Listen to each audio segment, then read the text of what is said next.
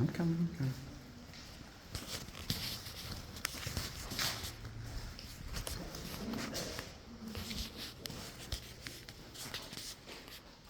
So this would have been a storage room, including a kind of an impromptu morgue.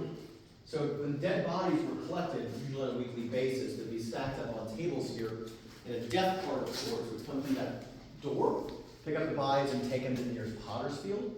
Now before the Civil War, if your family lived in the area and they wanted your body to be buried at a cemetery, they could have it, but they didn't have to buy it. The city literally owned you. It cost you $1. For that dollar, you got a wooden box for a coffin.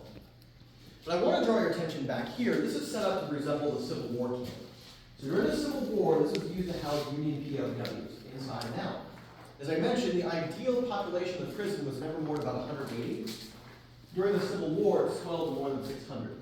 The walls of the prison yard used to be 20 feet high in every direction. And at one point, 29 members of the 54th Massachusetts, the heroic All-Black Regiment, well, they were actually held here too. But I want to draw your attention to this contraption here. It's called a gallows pole. So this is how the inmates were hanged. The real thing would be 20 feet tall with an 8-foot arm, would be located directly behind the jail. So when the inmate was hanged, they weren't dropped through a stage, they were pulled into the air with a counterweight system. Within this shed was like a 300-pound weight that was dropped into a pit. And conversely, the inmate was pulled into the air, and on the return down to earth, that is what snapped their neck, or at least that was supposed to break their neck.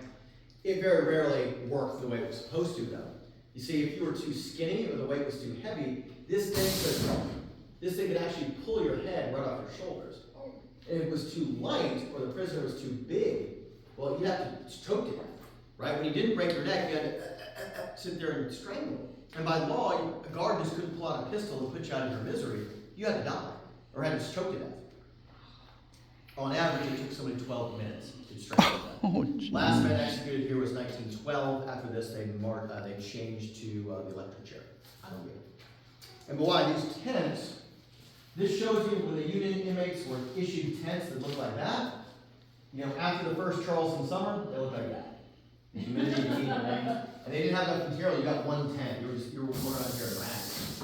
So, now, a couple years ago, I brought my girlfriend in with her friends for a private ghost hunt, and we had a great time. And in those days, before the recent renovation, we didn't have any exhibits like this, right? You have to imagine it was just empty, right? It's dark, it's hot, different kind of tour.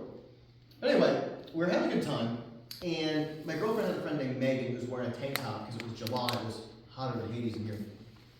So we were poking around in here with our flashlights, and suddenly her friend, Megan, lets out this scream, and I whip my flashlight around. She's over there in this corner, and she's standing like this, stone still.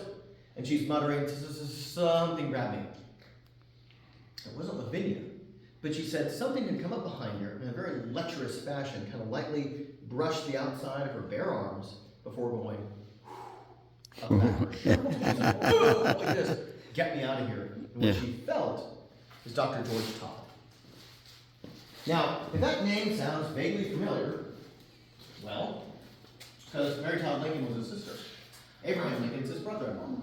He was a dyed-in-the-wool Confederate, and he was a cruel human being. Todd was described as the most profane, inhuman, brutal man I've ever met by a Confederate soldier. Dang. Todd was known to walk the prison yard and pick out the weak, injured, the sick Union prisoners and spit on them, kick them, and punch them. And as a Union soldier, you learned very quickly you never wanted to go see Dr. Todd because he might operate on you whether you needed it or not. He used these men as fodder to practice his medical experiments and hone his surgical skills. And during the Civil War, Charleston was for much of the time under what we call martial law. Otherwise, he probably would have been convicted of what we now call sexual assault or battery. He was well known to be a creep and a very lecherous man that women around town. So, follow me. Come on. There's one. I saw you. Yes, you are. Whoop. Watch that first step.